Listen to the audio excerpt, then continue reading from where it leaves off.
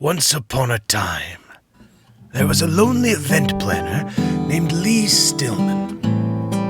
Now, Lee's favorite thing in the world was to bring big groups of people together to have a good time. And his favorite time in the world to bring people together was Christmas time.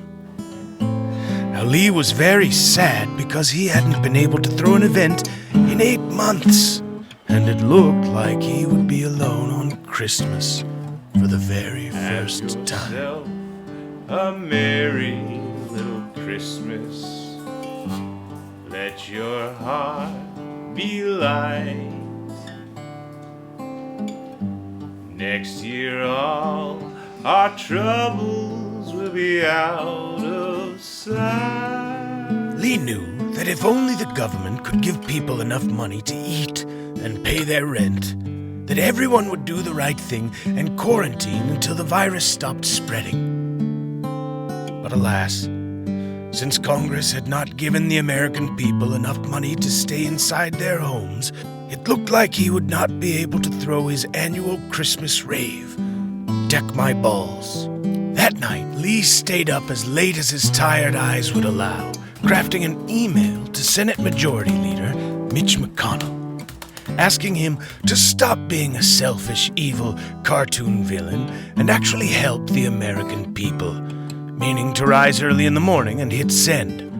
His conscience was clear and his heart light amidst all his troubles, so he went peaceably to bed, left all his cares to heaven, and soon fell asleep. In the morning after, he had said his prayers and sat himself down at his computer when, to his great wonder, there stood the email already sent, with much more colorful and spicy threats and swear words than Mr. Stillman could have ever conceived. The same day, he noticed on television, by the strained look on Mitch McConnell's face, that his asshole seemed to be sitting much tighter and more crooked even than usual. In the evening, the good event planner started his hateful email and went to bed early that he might get up and begin betimes the next day. But he was saved all the trouble, for when he got up in the morning, the email was done and already sent. He crafted emails again overnight and found them done in the morning, as before. And so it went on for some time. What was got ready in the evening was always done by daybreak. One evening, about 2 weeks before Christmas time, as he sat over the fire, he said to himself, "I should like to sit up and watch tonight, that I may see who it is that comes and does my work for me." The man liked the thought, so he left the light burning and hid himself in a corner of the room and watched what would happen. As soon as it was midnight, there came in 3 little gnomes, and they sat themselves upon the event planner's desk, took up all the emails that had been started, and began to ply with their little fingers, mocking and shaming and prodding Mitch McConnell away at such a rate that the event planner was all wonder and could not take his eyes off of them. We can set this right.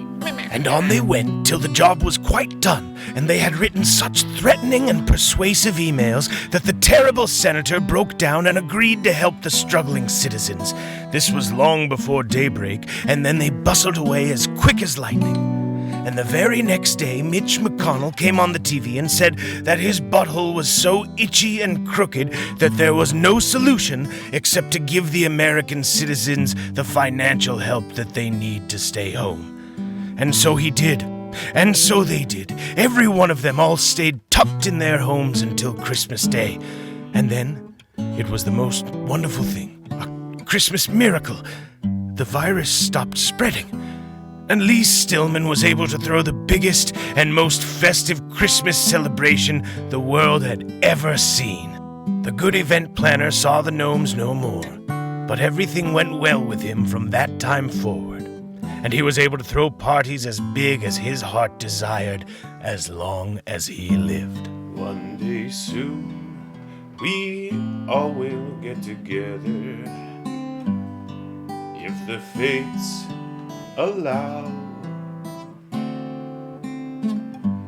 Until then, we'll have to muddle through somehow.